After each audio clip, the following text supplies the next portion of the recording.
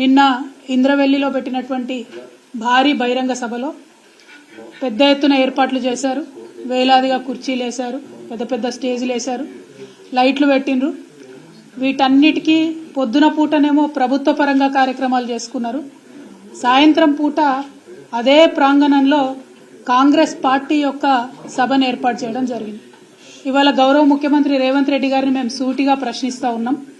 మరి పార్టీ సభకు ప్రభుత్వం యొక్క నిధుల్ని మీరు ఎందుకు వాడుతూ ఉన్నారో తెలంగాణ ప్రజలకు దయచేసి తెలియజేయవలసిందిగా మేము కోరుతా ఉన్నాం. పార్టీ సభ పెట్టుకోవడానికి వేరే ప్రాంగణం చూసుకుని ఉండొచ్చు, వేరే చోట చూసుకుని ఉండొచ్చు. మీరు అధికారికంగా ప్రభుత్వం యొక్క హెలికాప్టర్ వేసుకొని పోయి ఇంద్రవెల్లిలో సభ పెట్టి దాన్నే పార్టీ మీటింగ్గా కన్వర్ట్ చేసుకోవడం ఇదేం న్యాయమో ఒకసారి తెలంగాణ ప్రజలకు మీరు తెలియజేయాలి. అదేవిధంగా మొత్తం నిన్న మీటింగ్కి పెట్టిన ఖర్చు ఎంత, దాంట్లో కాంగ్రెస్ పార్టీ మరేమన్నా వేదిక వాడుకున్నందుకు, కుర్చీలు వాడుకున్నందుకు, లైట్లు వాడుకున్నందుకు ప్రభుత్వానికి ఏమన్నా ఫీజు కట్టించారో కూడా ముఖ్యమంత్రి గారు తెలియజేయవలసిందిగా ఈ సందర్భంగా నేను కోరుతా ఉన్నాను. అదేవిధంగా ఇంద్రవెల్లిలో నిన్న గౌరవ ముఖ్యమంత్రి గారు రేవంత్ రెడ్డి గారు నేను కాంగ్రెస్ పార్టీ చేసిన తప్పిదాలకు క్షమాపణ చెప్తా ఉన్నాను, తెలంగాణ బిడ్డలను కాంగ్రెస్ పార్టీ పొట్టన పెట్టుకుంది, ఆ కుటుంబాలన్నిటి కూడా క్షమాపణ చెప్తా ఉన్నారని కోరినారు. మంచిదే, మంచి పరిణామం. ఇప్పటికన్నా తప్పులు తెలుసుకుంటా ఉన్నారు కాంగ్రెస్ పార్టీ వాళ్ళు. మరి అదే రీతిన మలిదశ తెలంగాణ ఉద్యమంలో బలైపోయినటువంటి అమరవీరులందరికీ కూడా ముఖ్యమంత్రి గారు క్షమాపణ చెప్పాలని ఈ సందర్భంగా నేను డిమాండ్ చేస్తూ ఉన్నాను. మీరు నెక్స్ట్ కార్యక్రమం తీసుకున్నప్పుడు తెలంగాణ రాష్ట్రానికి సంబంధించి ఏ కార్యక్రమం తీసుకున్నా అమరవీరులకు క్షమాపణ చెప్పడంతో మొదలు పెట్టాలని చెప్పి నేను డిమాండ్ చేస్తూ ఉన్నాను.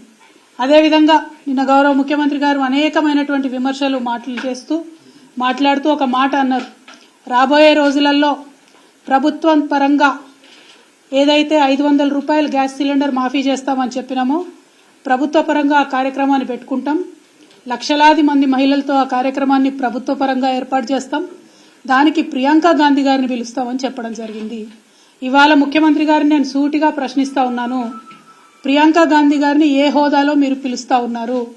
ఆమె కనీసం దేశంలో ఇంతవరకు ఏ ఒక్క గ్రామం నుండన్నా సర్పంచ్గానన్నా గెలిచిందా, ఎమ్మెల్యేగా గెలిచిందా, ఎమ్మెల్సీగా గెలిచిందా?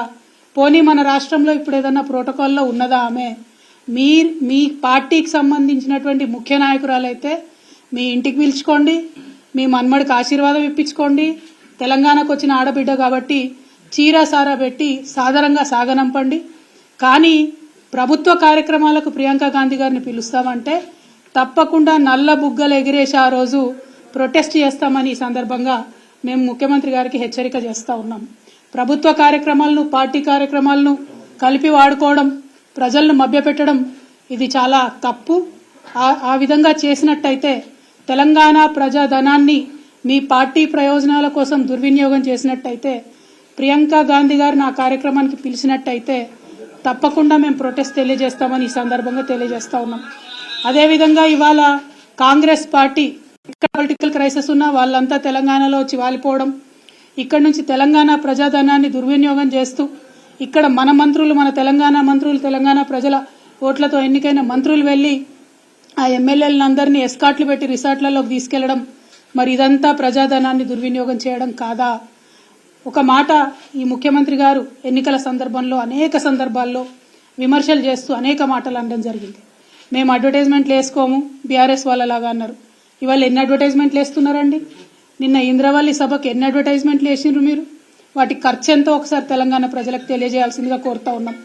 గౌరవ ముఖ్యమంత్రి గారు వారానికి 2 సార్లు ఢిల్లీకి పోతారు.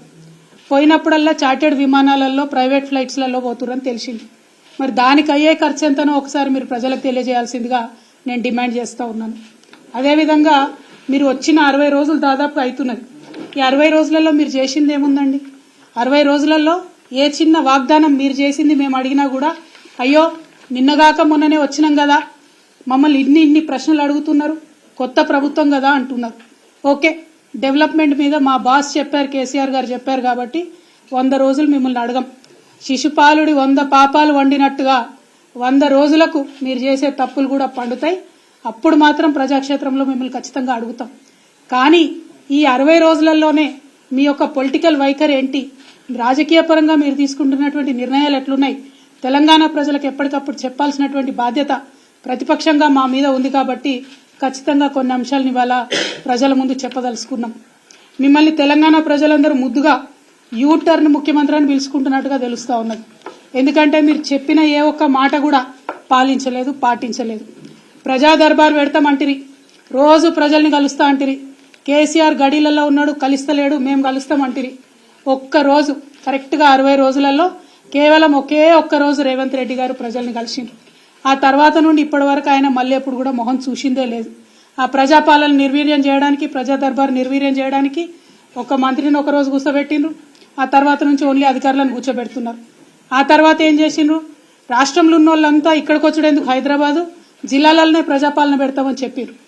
మేం చెప్పింది అదే కదా, ప్రజల వద్దకే పాలన పోవాలనే చిన్న జిల్లాలు చేస్తుంది, మండలాలు ఏర్పాటు చేస్తుంది, కొత్త కొత్త జీపీలను క్రియేట్ చేస్తుంది, తండాలను గ్రామ పంచాయతీలు చేస్తుంది.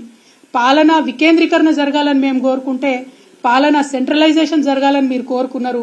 కోరుకున్న ఒకే ఒక్క రోజులో మీకు అనుభవం అర్థమైంది. కేసీఆర్ గారికి ఉన్న అపారమైన రాజకీయ అనుభవంతో ఆయన తీసుకున్న నిర్ణయాలను ఆనాడు విమర్శించిన మీరు ఇవాళ వారి బాటలోకి రావడం చాలా సంతోషం. ప్రజల వద్దకే పాలన పోవాలే, పాలకుల వద్దకు ప్రజలు రాకూడదనే అంశాన్ని నిరూపించి కేసీఆర్ గారు తొవ్వ కరెక్ట్ అని తెలంగాణ ప్రజలకు తెలియజేసినందుకు ముఖ్యమంత్రి గారికి మేము అభినందనలు తెలియజేస్తా ఉన్నాం. అదేవిధంగా మీరు ఇచ్చిన మాటలు, ప్రజా దర్బార్ అంటిరి, పోకపోతిరి. నాకు కాన్వాయ్ ఎందుకు, నాకు పెద్ద కాన్వాయ్ వద్దు, నేను సింపుల్గా పోతా, 15 కార్లు కాదు 9 కార్లే కావాలి, నేను పోతే ట్రాఫిక్ ఆపకండి అని ప్రగల్భాలు వలికితిరి. ఇవాళ హైదరాబాద్లో ప్రయాణం చేస్తున్నటువంటి ప్రజలందరికీ తెలుసు, ముఖ్యమంత్రి గారు కాన్వాయ్ పోతుందంటే ఎక్కడికక్కడ ట్రాఫిక్ ఆపుతా ఉన్నారు. కానీ దాన్ని కవర్ చేయడానికి మీ చుట్టూ ఉండే బాజా భజంత్రీలు, ప్రాపగండా టీమ్స్ ఏమంటున్నారు, అయ్యో అంబులెన్స్ వచ్చింది రాగానే మా ముఖ్యమంత్రి తవ్విచ్చింది అంటున్నారు. ఇయ్యాలే కదా మినిమం కట్టసి కదా, చెప్పిన మాట తప్పి ఉల్టా ప్రాపగండా చేసుకోవడం. కేవలం ఈ ఒక్క విషయమే కాదు, కుటుంబ పాలన అంటారు. మరి వాళ్ళు అధికారికంగా మీ సోదరులు కొంతమంది జిల్లా రివ్యూలలో వేదిక మీద కూర్చోబడుతుంది, ఇంకా కొంతమంది సోదరులు వేరే వేరే నియోజకవర్గాలకు ఇన్ఛార్జీలు ఉండబడుతుంది, ఇంకా కొంతమంది సోదరులు ఏమేం పనులు చేస్తున్నాయో ప్రజలందరికీ కూడా తెలుసు. సమయం సందర్భం వచ్చినప్పుడు తప్పకుండా అవన్నీ కూడా బయట పెట్టడం జరుగుతుంది. కుటుంబం అని తెల్లారులేస్తే కేసీఆర్ కుటుంబం మీద ఏడ్చేటటువంటి ముఖ్యమంత్రి గారికి నేను ఒక మాట చెప్తా ఉన్నా, ప్రజలందరూ కూడా దయచేసి తెలుసుకోవాలి. ఇవాళ రాష్ట్రంలో కాంగ్రెస్ పార్టీ నుంచి 22 కుటుంబాలకు టికెట్లు ఇచ్చినారు. 22 కుటుంబాల నుంచి అధికారికంగా ఏదో ఒక పదవిలో అభ్యర్థులు ఉన్నారు. గడ్డం వినోద్ గారు, గడ్డం వివేక్ గారు, కోమటిరెడ్డి వెంకటరెడ్డి గారు, కోమటిరెడ్డి రాజగోపాల్ రెడ్డి గారు, మైనంపల్లి రోహిత్ రావు గారు, మైనంపల్లి హనుమంతరావు గారు, ఉత్తమ్ కుమార్ రెడ్డి గారు, పద్మావతి రెడ్డి గారు, జువ్వాడి నరసింగరావు గారు, రత్నాకర్ రావు గారి కొడుకు, కూచాడి శ్రీహర్రావు గారు, రత్నాకర్ రావు గారి కుటుంబ సభ్యుడే, దుద్దిల్ల శ్రీధర్ బాబు గారు, మాజీ మంత్రి శ్రీపాదరావు గారి కొడుకు, ఒడితల ప్రణవ్ గారు, తాత మాజీ ఎంపీ సింగాపురం రాజేశ్వరరావు గారు, దామోదర్ రాజనరసింహ గారు, తండ్రి మాజీ మంత్రి సి రాజనరసింహ గారు, అట్లానే చెరుకు శ్రీనివాసరెడ్డి గారు, ముత్యం రెడ్డి గారు కుమారుడు, పి విజయారెడ్డి గారు, పీజేఆర్ గారి బిడ్డ, అట్లనే కోట నీలిమ గారు, సనత్ నగర్ కాంగ్రెస్ జాతీయ నాయకుడు పవన్ ఖేడా భార్య ఈమె. మన రాష్ట్రంతో సంబంధం లేదు, ఏం లేదు, కానీ సడన్గా వచ్చిర్రు, పారాషూట్ టికెట్లు. చిట్టం పర్ణికారెడ్డి గారు, మాజీ ఎమ్మెల్యే నర్సిరెడ్డి గారి మన్మరాలు, కూచుకుల రాజేష్ రెడ్డి గారు, నాగర్ కర్నూలు దామోదర్ రెడ్డి అన్న కొడుకు, కుందూరు జైవీర్ రెడ్డి గారు, నాగార్జున సాగర్ జానారెడ్డి గారి కొడుకు.